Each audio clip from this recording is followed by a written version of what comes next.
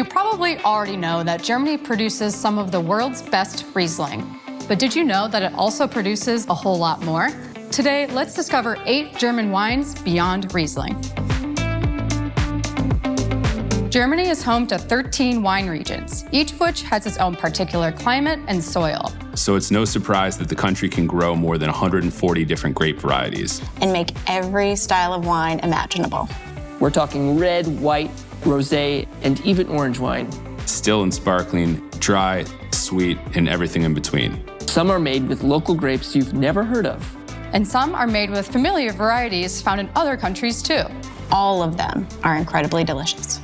Here are 8 German wines beyond Riesling that you should know. Spätburgunder, or Spätburgunder, if you're trying to impress your German friends, is simply the German name for Pinot Noir. And after Riesling, it's the most important grape in Germany, with 12% of the country's vineyards planted with Pinot Noir. Germany is the 3rd largest producer of Pinot Noir in the world, only with France and the US taking the first 2 spots.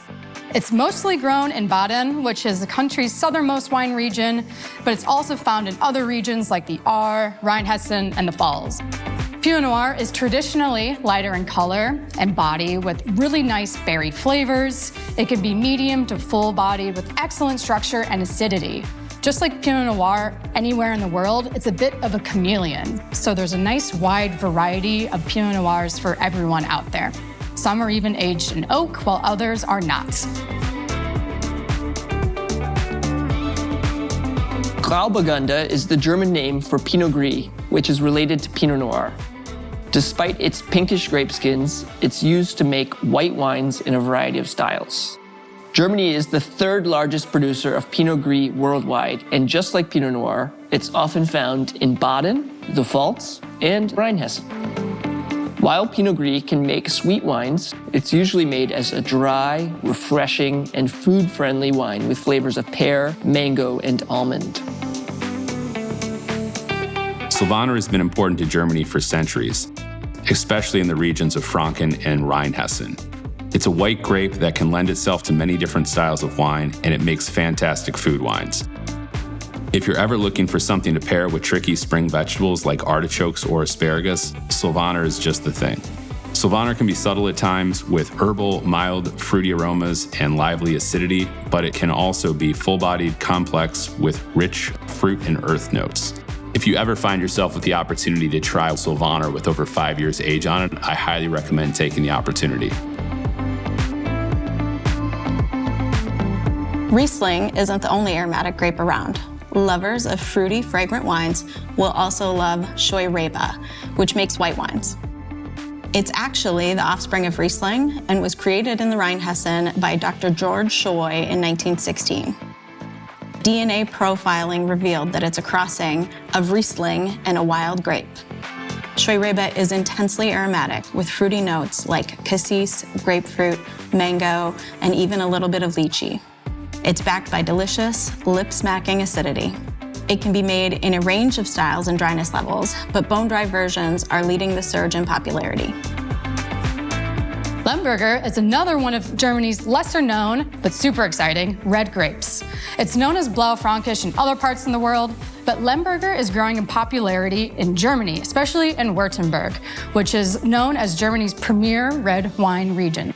Lemberger is one of these more off-the-beaten-path, adventurous grapes. It's a bit of a Gemini in the wine world. It can have 2 distinct personalities and can be very light-bodied, but it also has this big, rich fruit to it as well. Lemberger is a really great option if you know you like Spätburgunder from Germany. If you want to try something a little more adventurous, Lemberger is the way to go.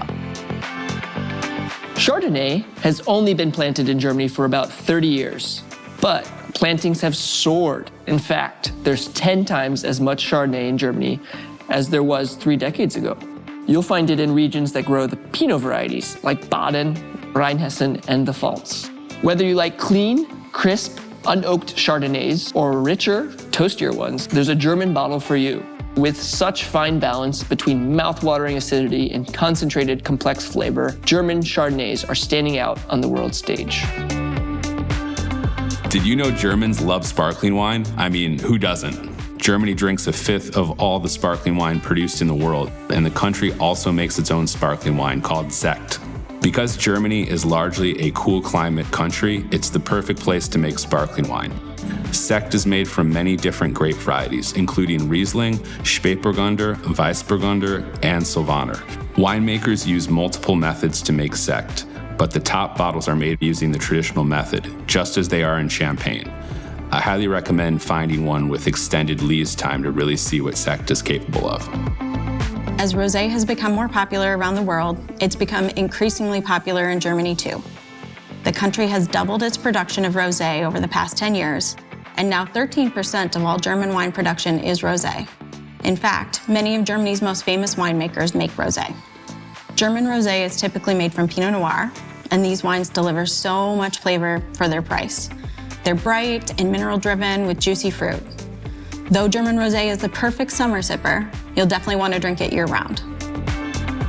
These are just 8 of the many German wines beyond Riesling that are out there to explore. And trust us, they're worth trying. No matter what kind of wine you're in the mood for, whether you want something fun and tasty or serious and impressive, Germany's got a wine for you.